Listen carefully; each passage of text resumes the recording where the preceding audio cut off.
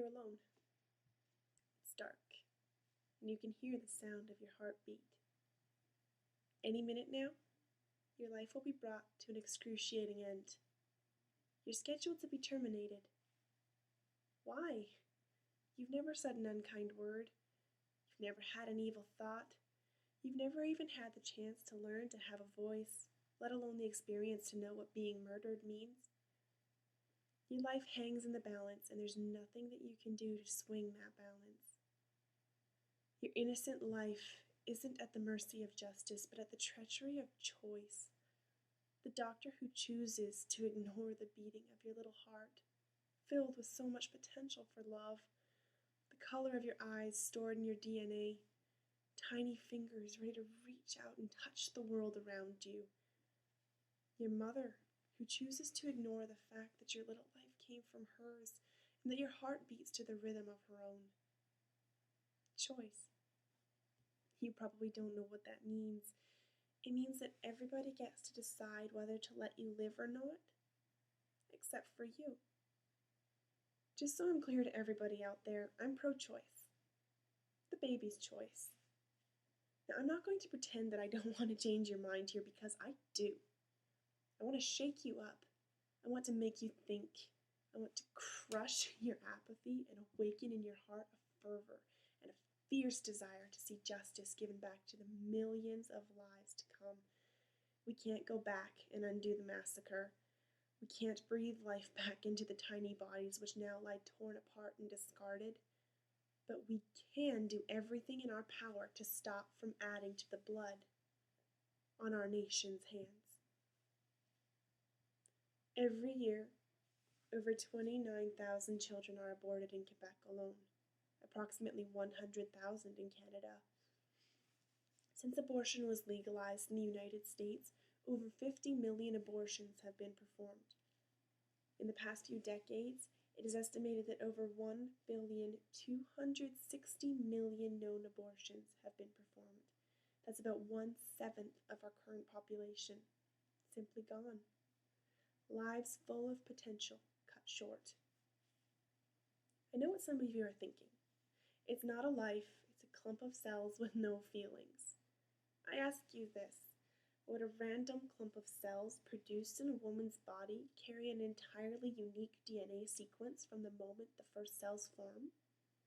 Children have been known to survive when born prematurely at as little as 5 months of pregnancy.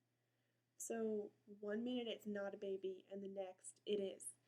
Or have we decided that a fetus is only a life if it's wanted? Life begins at conception. Whether we admit it or not, that clump of cells is a child. It's a child who should have rights.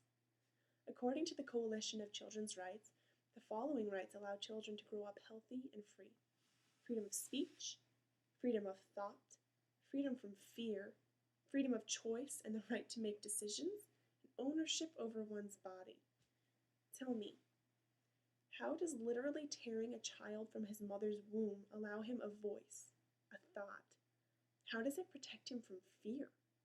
Do you think that if asked how he felt about being brutally murdered, he would give you the go-ahead?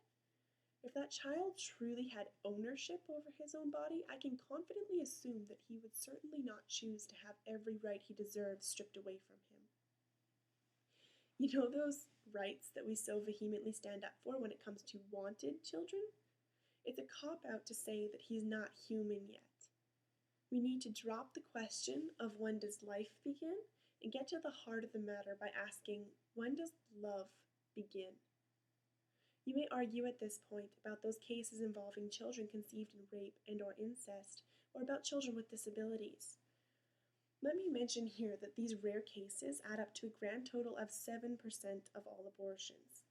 We'll conveniently skip over the fact that 93% of abortions are attributed to social reasons. I think this gives us a glimpse into the true heart behind abortion. Though we may not realize it, the statistics speak for themselves.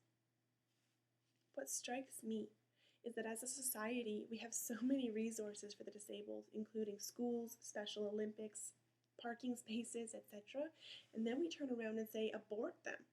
Are you also sensing the double standard here? What about those children who had nothing to do with how they were conceived? Did they ask for their mothers to be raped? Did their fathers' horrible actions justify their murders or make both of their parents into criminals? It certainly shouldn't. Even with the children involved aside, the emotional trauma that it has on the mother has been confirmed by many women who have been in the situation themselves to be harder to overcome than the emotional impact of the rape itself. That brings me to the trauma of abortion. Physically, emotionally, and mentally, this act has been known to hit women like they could never be prepared for. In fact, 98% of women who have gone through with abortion in the United States have affirmed that they would not recommend it for anyone. It affects them deeply and on all levels. Increased chances of miscarriage, breast cancer, and depression are only some of the effects that come from this procedure. There's an obvious detriment to the woman far greater than any abortionist will ever admit to, whether it's by ignorance or not. Accounts from women who have actually been through with an abortion speak for themselves. Irene Vanderwend was a woman who had an abortion after becoming pregnant through rape. In retrospect, she said, "With abortion, one heart stops beating, but another heart breaks." My friends, the realities are evident. The true value of life is unquestionable. The effects of abortion, devastating. Instead of taking our choices out on our children, let us remember that there are options. And no, abortion is not an option. It's a brutal crime. Let's put a stop to snuffing out lives in place of taking responsibility for those choices that we have already made. Are you willing to stand by and condone by your silence the murder of millions of children each year? Are you willing to support a woman's right to choose her own hauntedness, pain, and guilt? If you are, then stay quiet. We seem to be pretty good at that these days.